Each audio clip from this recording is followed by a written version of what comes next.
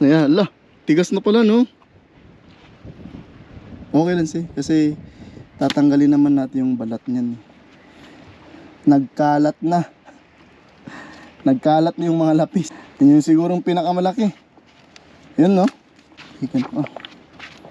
Yan. Kinukuha na ni Master Nico yung mga lapis. Lapis on. Yun. Yan. May bagong huli. Parang yun yatang malaki. Yan siguro yung nadali ko.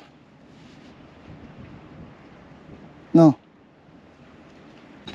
Kita nyo yung mga lapis na yan. Nagsisilabasan na sila. Malalaki pa naman. Yan yun. Diba?